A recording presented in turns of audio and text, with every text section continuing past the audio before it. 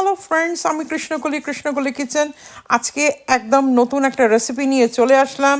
দেখতে পাচ্ছিলে beetroot beetroot দিয়ে কী বানাবো, কাঞ্জি বানাবো, অ্যান্টি অক্সিডেন্ট ড্রিঙ্ক বানাবো। তো এখানে আমি পুরো একটা পিচার ভরে মানে 1 জগ জল দিয়েছি।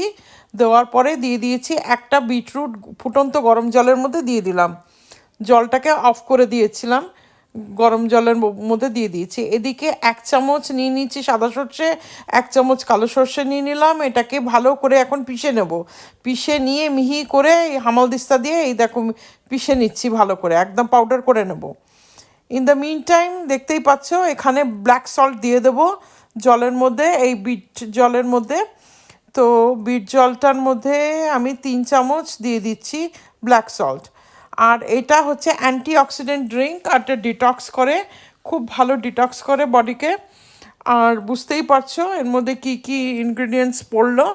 আর এটা ফার্মেন্টেড করে ড্রিঙ্কটা খেতে হয়, ফ্রিজেও রাখতে হয় না, বাইরে।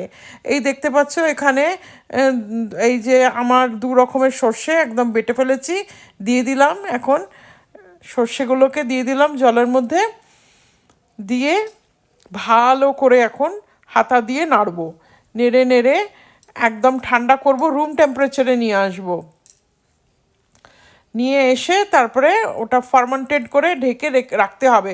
জাগে করে রেখে দিলে খুব ভালো হয়। একটা স্যারাউন্ড র্যাপ দিয়ে ঢেকে রাখলে পর রোজ ঘুম থেকে উঠে 1 কাপ করে খেলেও হবে বা 1 গ্লাস করে খেলেও হবে, খুব ভালো। আর এই দেখো রুম টেম্পারেচারে ঠান্ডা করে গ্লাসে করে ঢেলে এখন আমি খাবো, খুব ভালো লাগে। আমি এটা শীতকালে ভীষণ খাই।